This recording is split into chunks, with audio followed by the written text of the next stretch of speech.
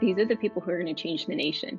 And then when you think of it that way, it's something that, it's just, it's so much richer and so much deeper than like simply entertaining children. Well, hello and welcome back to the Commonplace. My name is Autumn Curran, and today we are joined by a doubly special guest because this is my real life friend and also the scout mistress of my scouting group known as Withywindle. This is Kriste Janczyk. Hello, Kriste. Welcome to the podcast. Well, thanks so much for having me. So many of you probably caught when I interviewed Kriste for YouTube only. It was a fun one-off. It was almost an hour-long conversation about scouting. We actually wore our scout mistress uniforms and our hats, and it was very jovial, convivial, kind of playful. And after I ran it and after I listened to it, I was like, I really do need to bring Kriste onto the podcast. And so if you have listened to that one, we're actually going to talk about scouting from a completely different angle today. So it will be a different conversation. So now you have two resources for scouting over here. And if you haven't listened to that video episode kind of thing over on Common Mom, I'm going to have it in today's episode notes so that you can go and check it out after this. And also, I'm going to say now that Kriste made a lovely beginner's guide for scouting that's in Common House. And so it was a lovely gift she gave to them if you're interested in learning even more about scouting, because Kriste is the scout mistress of my world.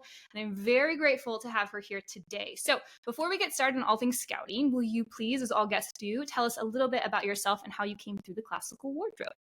Sure. So I am a New England native who moved to the fields of Pennsylvania to marry my husband, David. And we have three wild boys. Our oldest is 6.5. And then we have a 4-year-old and an almost 2-year-old. So we have wild times here, but we really love it and enjoy it. So my kind of like falling through the wardrobe experience, I myself was homeschooled and we were interested in homeschooling.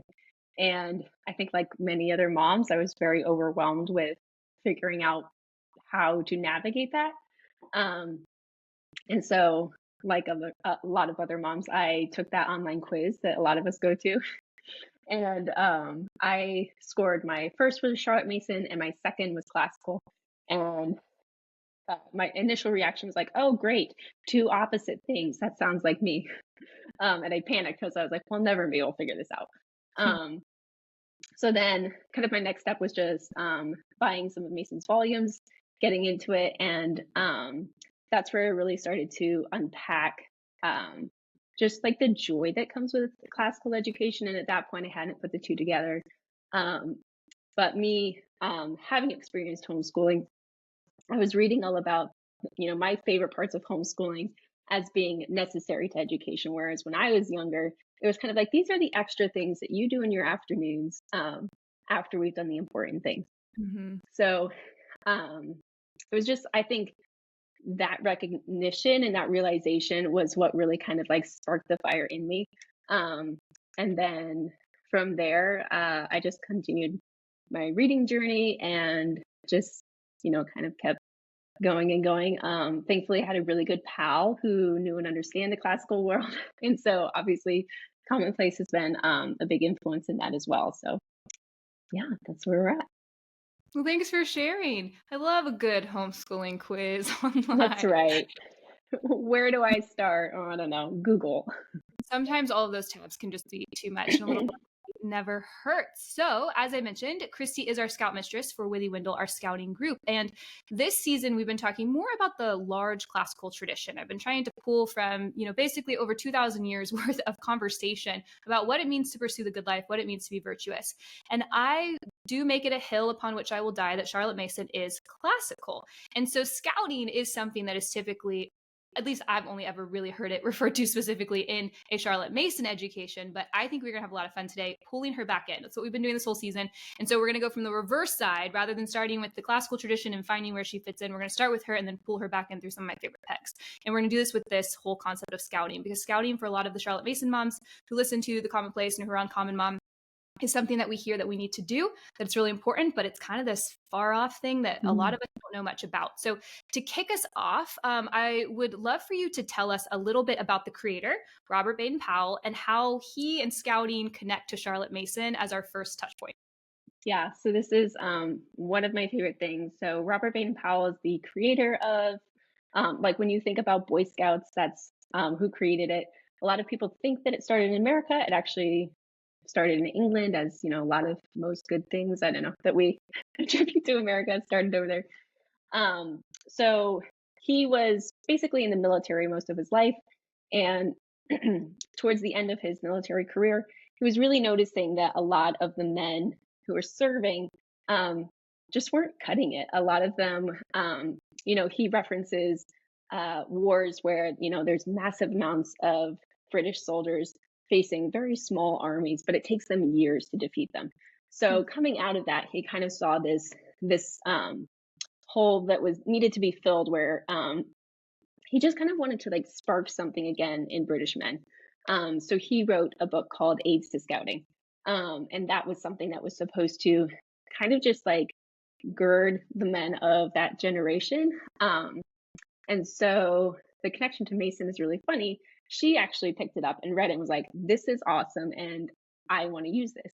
So she started using it in her teaching college. She taught other women how to use it. And then they were using it with children, which was the first time that it had been done. So there's this really funny story where one of the men who served with Powell had a son, and he came home one day and the kid was up in a tree, and he basically ambushes his dad, who had served a long time in the military. And up in the tree was also his tutor, or, basically like the woman who was there to, attend to him.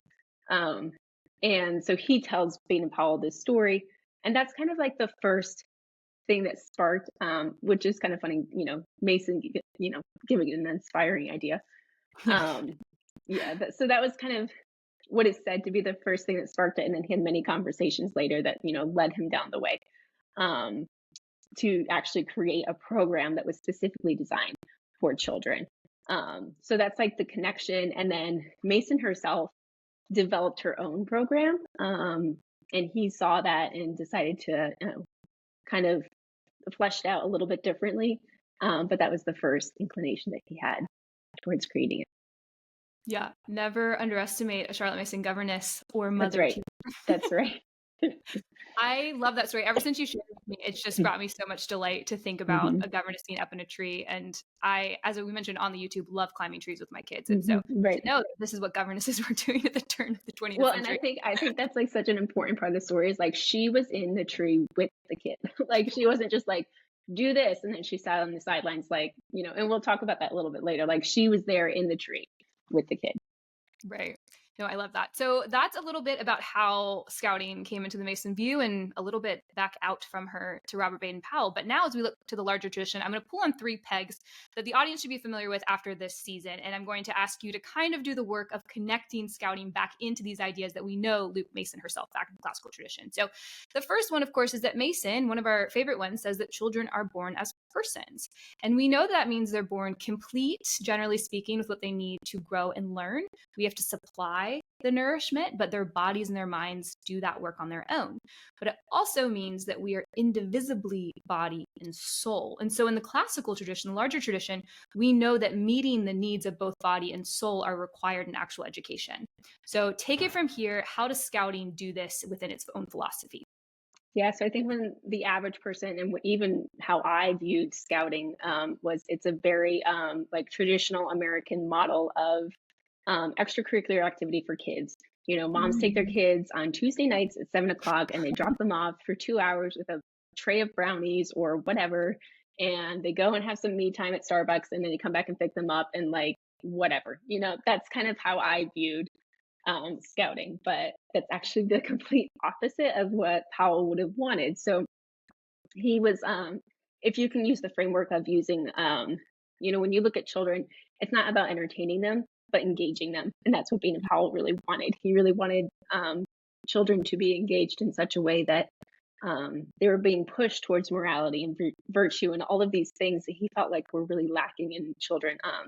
They were given, really strict, harsh guidelines in school, but their souls themselves were being completely ignored, and they were starved.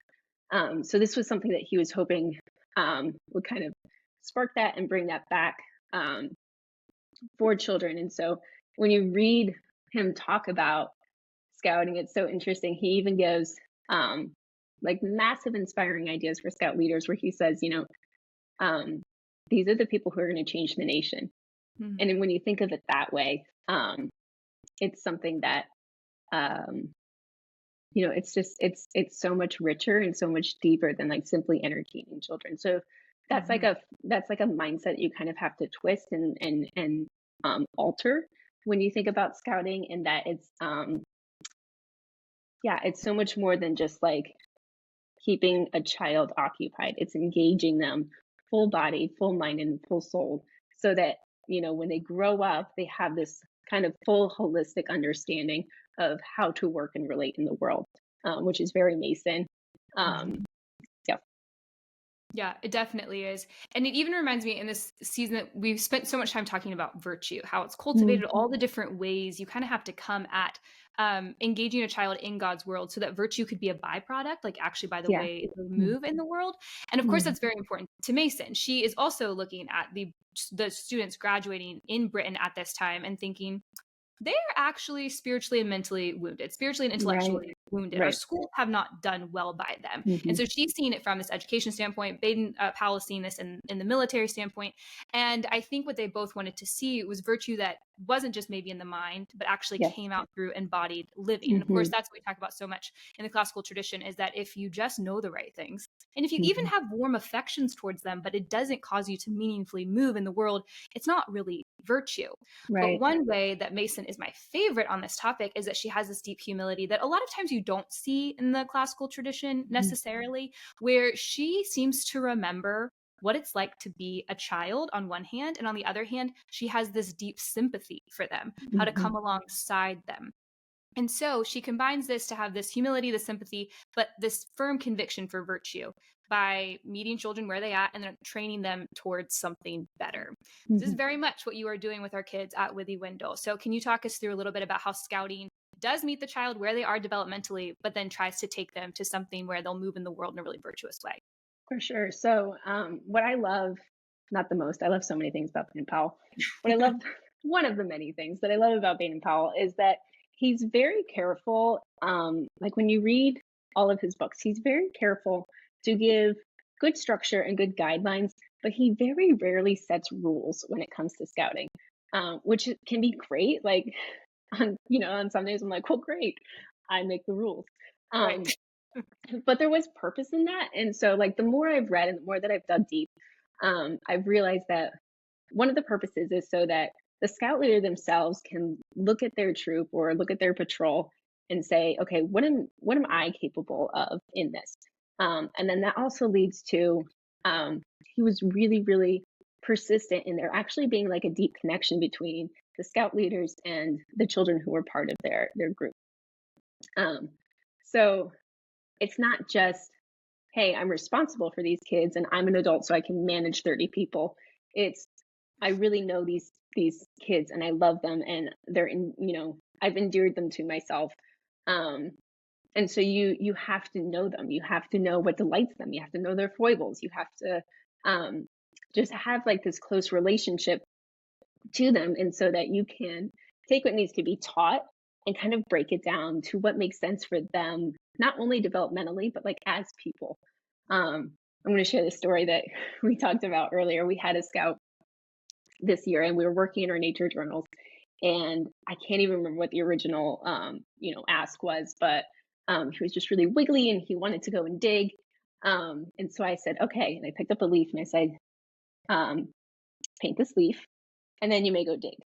uh, so I didn't want to, I wanted to inspire some kind of, there needs to be like diligence, there needs to be hard work, there needs to be patience to do things that we don't necessarily want to do. Um, so I turned and I went back to my nature journal, and then I heard, I'm done. And I turned around and he had literally taken the leaf and painted the entire leaf instead of like painting it to the journal.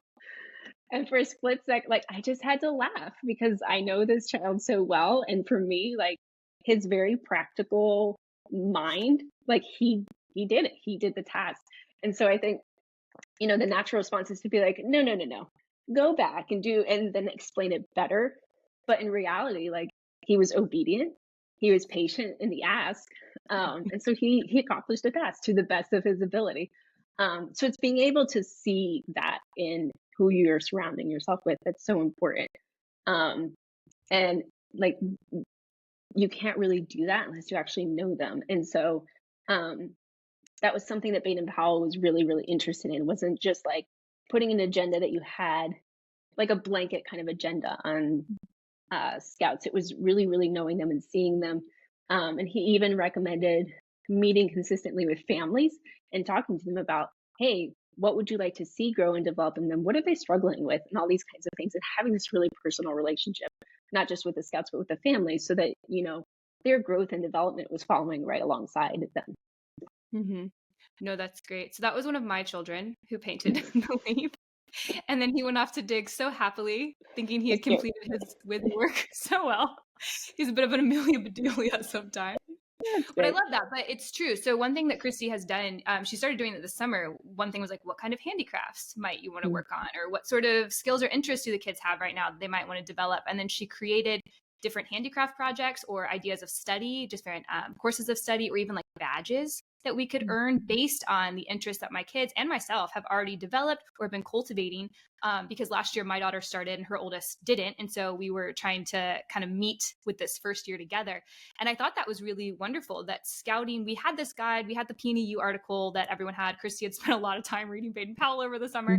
And yet we again had principles that gave us so much freedom, a method, a way to pursue this life. And yet we could take this very different path depending on the 6 kids that we have together for Withywindle. And I think that's really, really lovely. So as I watch us at Withywindle, I have a lot of fun observing because I am not the knowledgeable scoutmistress. I'm definitely learning alongside of the kids. But one thing I love watching is this emphasis on body training. And as I sit there thinking with my little classical mind, I'm thinking about gymnastics for the ancient Greeks, or I'm thinking about Mason's Swedish drill, and I'm just watching all these different things that we do. And this is not exactly the same thing, but I think it does have the same emphasis on training the body as necessary for training moral and intellectual growth or virtue. You actually can't do these things apart from the body. And so I love watching you in action play the game, which is a phrase from Baden-Powell that I would love for you to kind of expand for us. But you do that in this pursuit. There's this conviviality and this sort of like winky element to scouting when we're with the kids. So can you explain what Baden-Powell meant by playing the game, and how it echoes the early emphasis on something like gymnastics in the classical tradition? Yeah, so I'm gonna like split the question up a little bit and talk about like it being like this physical kind of thing first. Right. And like those two things coming together. As we were like sitting and talking, I was thinking about something else. So I'm gonna like switch from my original answer to the question. I love so I think what I've been so captured by is like seeing this like body and soul experience come together for our kids. And so I was thinking about our vine swing that we have found. So our kids one day stumbled upon this really great vine swing on the trail. And I think at first when I saw it, I was like, oh no. There they go. We will never get back. But instead, and kind of like, I'm trying to train myself in all aspects of my life. Like when I have moments like that, to just be like, what if we just did that for 5 minutes, So that was something that I did. I like stopped and was like, all right, great. Everyone like go swing on the vine swing for, I don't know how much time I gave. So just like thinking about that, and watching them do it week after week. This is a thing that comes up every week, which is great. And it's one of my favorite parts of scouting now, is like, who's going to mention the vine? Right. So you get to like watch them, and what it looks like they're doing is they're just kind of goofing off and playing in the woods. But what they're really doing is they're learning patience. They have to wait in line. They're learning teamwork as they line themselves up. They're learning, again, teamwork as like the older two are always lifting the younger two to like let them swing. They're learning forgiveness as people don't always catch the person and they fall down and get hurt. Right. They learn courage as they continue to go higher and higher every week. And I think that what I hope the most in, having this be a part of what we do every week is that they understand that like, this is a gift from God, and it's a gift that he like gave for them. And so I think as much as we can talk to them about how God has created this beautiful world for us to delight in and wonder in, for them to experience this thing, it's a very physical thing that's like also tying them to like, it's like bringing their souls closer to God. and just like a fun experience that, seems very whimsical and childlike, but is actually rooted and grounded in, yeah, just like the depths of God's love for them, which I think, there's no better way of teaching that than watching them experience it themselves. Mm-hmm. Yeah. Um, Can I jump in? yes, for That sure. just Yeah. connects so well to, at the time that we're recording this, the episode has not come out, but what is last episode, in which I'm talking about poetic knowledge, the Mm, knowledge that comes in the early years before you even hit mm, formal liberal arts. You have to yeah. have this very rich poetic soil, and it Mhm, comes from kids engaging with things and yeah. actually moving through habits, engaging their body, having images that they can rely on or like dwell upon, Mhm, perceive and contemplate in their own noetic souls before you get into didactic instruction. So like we could sit and we could catechize to say very beautiful things that we know intellectually are beautiful, like God has mhm, made this world, it's lovely, you should care for it. Or we can let them have these living relationships with each other and with creation, yeah. and actually have the memory of swinging on the vine every single week with their friends and Mhm, enjoying that, and the laughter and the squeals and the tears that come along with that sort of fellowship. And that actually creates something that is necessary before that didactic truth can be yeah. taught or learned by a Mhm, child without that poetic richness that they're getting by learning with things, because kids need things more than even books at younger right, ages. right.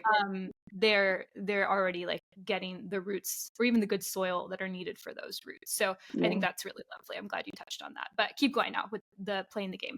Okay, playing the game. All right. Playing the game can be very difficult to describe.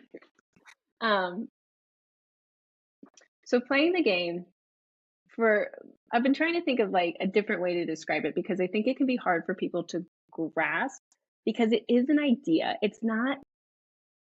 So when I spoke earlier on YouTube, I think a lot of moms were like, okay, but what are the rules of the game?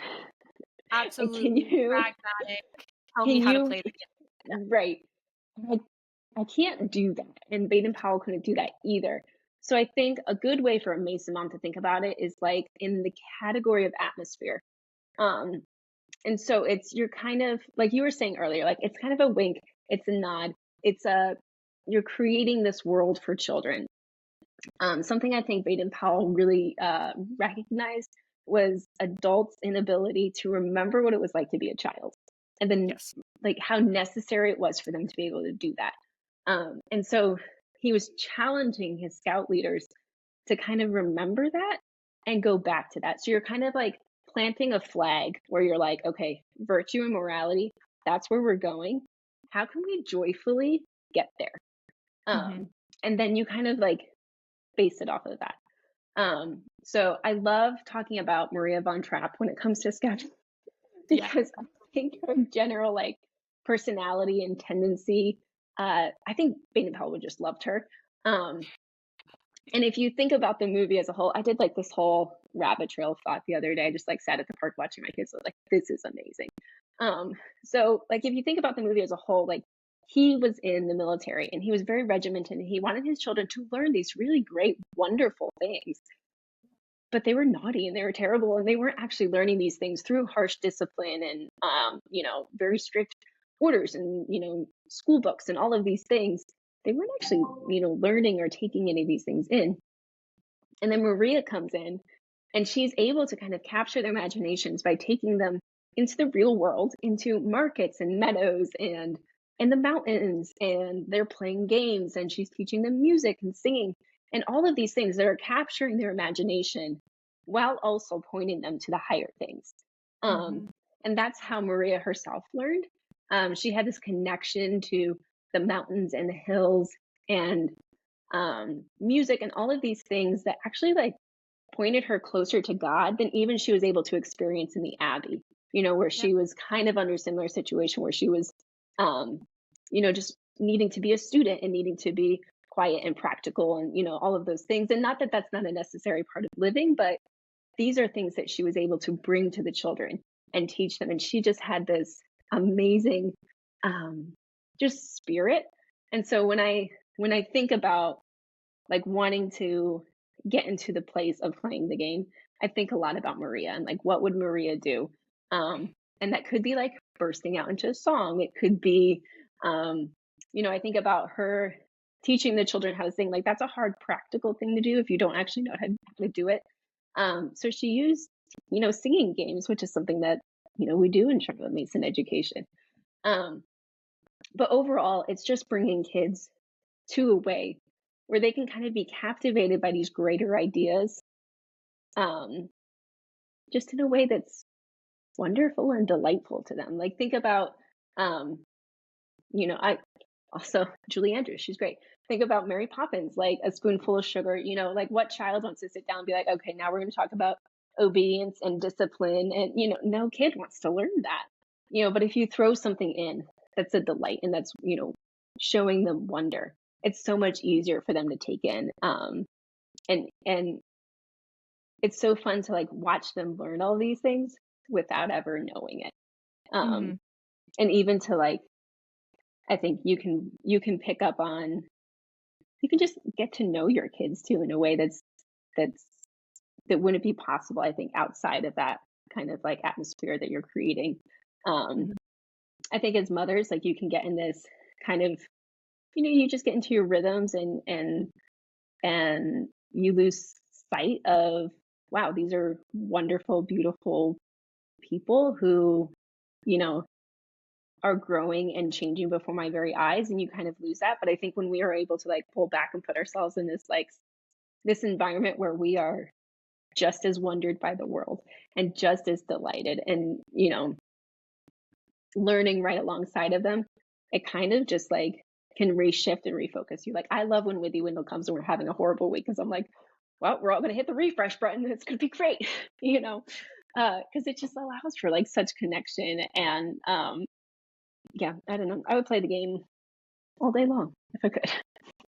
Yeah, I think there's an element to, it's one of the few things where you're still the mother teacher, like you're particularly you being the one who comes and teaches us at Withy, but it is something where I feel like it's more of equal footing that you do with your child.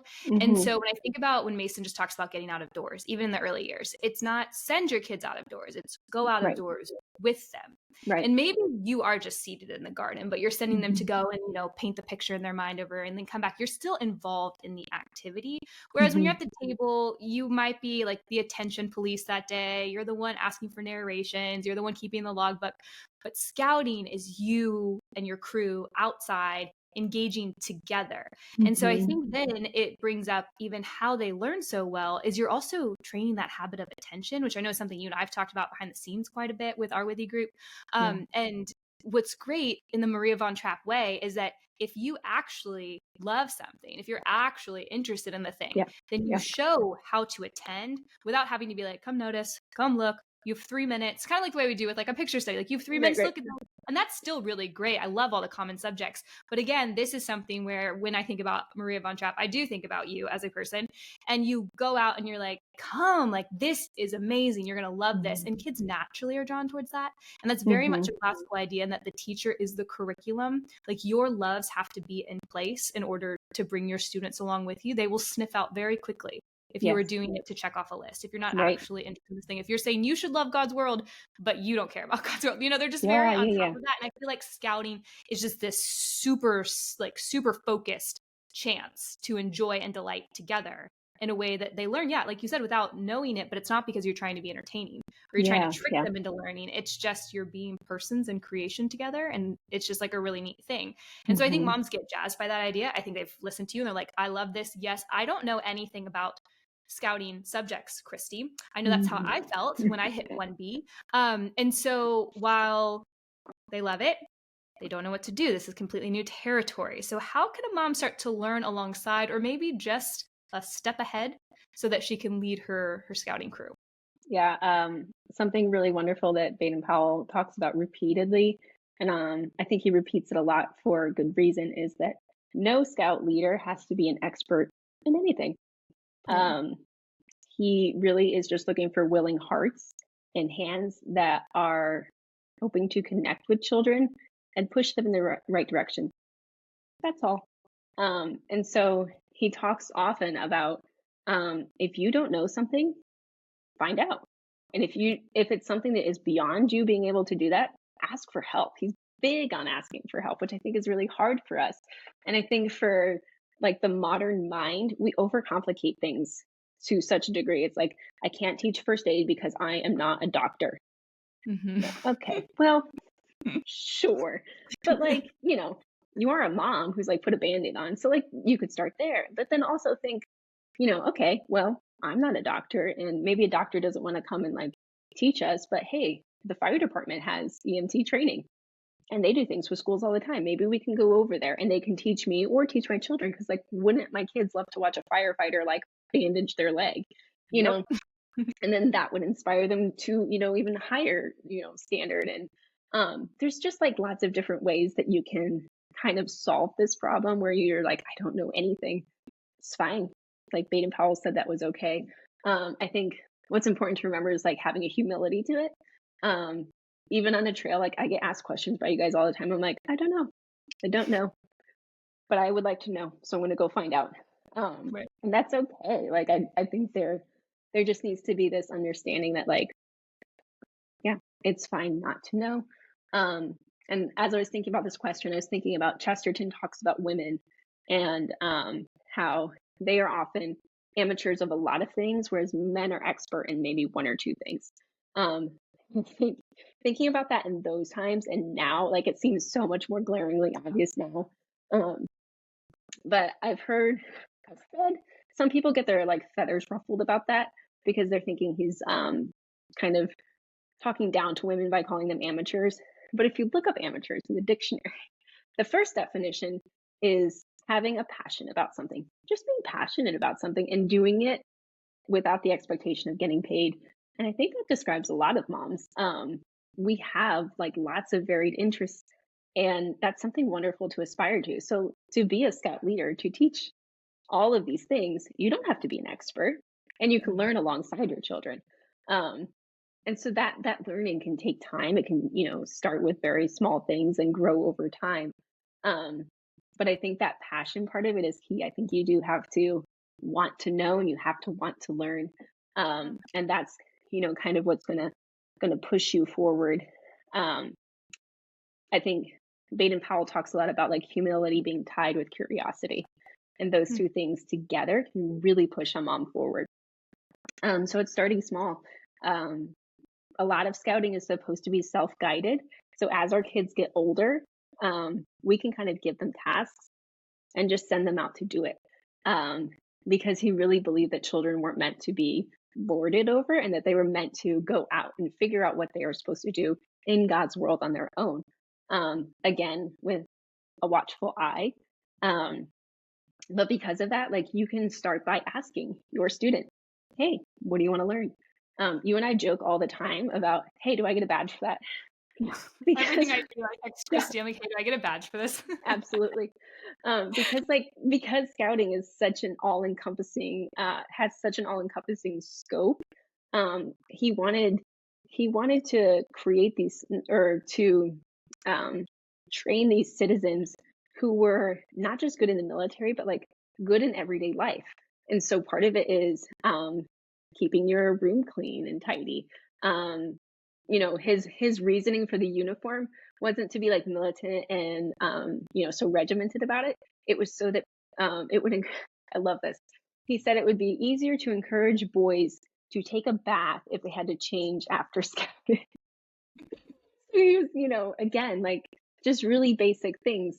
And when you look at like, to earn like a cooking badge, or to earn a first aid badge, or to earn a sewing badge, or, to earn a house care badge, all of these things are things that moms are pretty good at and that we have to do all day, every day. So if that's where you start, awesome. Start there, have your kids get really good at those things. And while they're doing that, explore the things that you don't know about and be excited and delighted in it, because there's so much to know. But never think that you have to be an expert in anything, because you really don't. Yeah, I love that. I used to kind of with shame joke that I was a jack of all trades and a master of none, because we just have grown up in a time where you're supposed to be an expert at something, and I just never found anything that I wanted to be an expert at. Exactly. And then I discovered the classical world and was like, oh, this is the right way to do things, is to Yeah, be the jack of all trades, the amateur, the true lover of the thing, who doesn't need like some sort of objective profit or measure for it, which is a long lost art, I think. So I love that. I do want to ask you, if you have, well, I want to ask you about books and resources generally, but for the mom who just heard that and was like, great, I can do that. But is there like a scouting 101? Like you should look at 6 birds and 6 trees and 6 wildflowers or something along those lines. Is there kind of a baseline benchmark, or is it really just open from baden-powell? I think he's pretty open, and also because this is something that has existed so long and it's changed and grown and maybe gotten worse over time. I don't know. I think that there's a lot of leeway for it. For us, I've changed it a lot. So we have a very hybrid situation where I took a lot of Mason and then I took a lot of Powell, and we just, kind of put it together to what fits us. And that might change and grow over time. Mason was very regimented about these are exactly what you have to do, and this is how many people should be in a scout, in a patrol, and she was very, very regimented, and Powell just wasn't. So yeah, I think that there's a lot of freedom, and I think before, again, when we made the YouTube video, I think that kind of scared people because people I think that some people are just looking for that, like, this is exactly what I want to do. But I think if I could encourage that group of people in anything, it would be just that you have freedom to really make it what is going to be best for you and what's going to be best for the scouts that you are training. Yeah, and even to change course partway through is always a good encouragement to have. Yes. That's one thing that's changed. We've added a new book in, not to replace Arabella Buckley, but we're not in Great Britain, so we don't see the birds that we learn about in natural history. And so Scoutmistress here did some digging to find a living book of American birds that we could start reading. Yes. Do you want to share the name of that title, because everyone's going to ask me? Oh my goodness, I don't even have it with me. It's behind me. Do you want me to grab it? Yeah, okay. Mine's upstairs. Sorry for the video. I'm gonna have to. It's called Birds. Birds every child should know. Every child should know. I do not know how to pronounce her name. There's like a lot of consonants all together, kind of like my last name. I will put it in today's episode notes. Yeah, so you can find it. I don't know. Are they in print? We found them on eBay. They're pretty. I have not seen them in print, but they were a good few. Right. And for mothers, now that I've secured my copy, she does have one that's like written more for adults. But she's just a really fun, whimsical writer. Oh, I wish I had brought that down. That quote about like kids. I might send a quote for you to put in the show notes from the introduction. Yeah. This is a perk of being real life friends. Okay. So now that we've already tipped a little bit into favorite scouting resources, I know you have a stack of books, because I have a stack of books at your house. So if you would share with us, and then also these will be in the episode notes. So don't worry if you're listening while washing dishes or something. Yeah. So I'm going to actually, before I share the books, I had written down a couple of titles that were, I think if you're having a difficult time of like capturing what it is to play the game, I have a couple of titles of books for moms who just need that like imagination sparked a little bit. So these are moms that I've read that I think do it really well. So Swallows and Amazons, the mom in that book, I just think she captures the idea of playing the game perfectly, and also like masterly interactivity. Like, that woman's got it. Because I would be a wreck with her children doing everything that they were doing, but she was really good at just letting them explore. Little Men, I think, is also another wonderful one. That Jo March, she has some really good ideas for inspiring children towards the good. And then you've talked about this before about Finding Neverland, how watching the interaction between the adults and the children in that. I think that that's just another great way to be inspired. So that's the story of J.M. Barrie, who wrote Peter Pan, and how it's kind of a rough kind of description of his relationship with the children who inspired that. And it's just like a really fun and delightful movie to watch. It's a little sad, spoiler alert. So there's that. Okay, on to the stuff. So I think for people who are just looking to start, like, I have no idea anything about scouting. Scouting for Boys, this is written by Baden-Powell. There's lots of different versions of this. They're all basically the same. This one in particular has an introduction to him as a person, which I found that just hooked me and really captivated me. So that's a really good one. You'll find lots of resources in there, but also reasoning for why he does what he does. And then there's also really good basic structure of just how to get things going. There's another one that's for girls. It's called Girl Guiding. And he put this together with his sister, which I think is just really sweet and wonderful. And I would recommend, so I have all boys, but even if I would recommend reading both, just so that you can see how he and his sister were able to just cater it towards girls and boys, because girls and boys they do need to learn different things. And so this is a good resource to see kind of how to take scouting and turn it a little bit. And girls and boys can definitely scout together, but that was just a unique way for girls. I just read Playing the Game, also by Baden-Powell. This is really good. I would say if you're looking for your imagination to get captured, this is a really good one. He has some stories from when he was in the military, but also it just kind of, it'll just draw your soul into what it is to actually play the game, which is wonderful.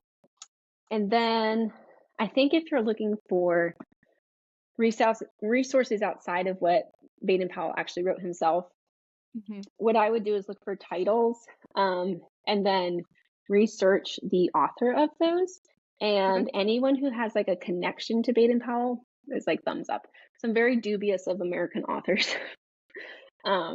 because to me that means that they probably didn't know him and really understand what he wanted in the Scouts. But one of the books that I found is called Field Book of Nature Activities, and I forget what the guy's name is. Putnam. Oh, Putnam Sons is the publisher, by William Hillcourt. So I found this. It looked really pretty, so I wanted to buy it. But I looked up the author first, and he was actually tied to Baden-Powell, and so I felt like I could trust everything in here. And this is actually really, really good if you don't know anything about nature or being outside. It's a really good all-rounder. It has lots of survival skills, how to draw, photography, all of these kinds of things. And in reading this, you can see how the scouting movement just fully captured this guy's heart and soul, which I just think is a wonder and a delight to see in an adult. Okay, and then quick things. If you don't know anything about nature, they make these little field guides. They're pocket versions. They have them, I'm assuming, for every state, but I have here Pennsylvania trees and wildflowers, and then Pennsylvanian birds. You can get these on Amazon.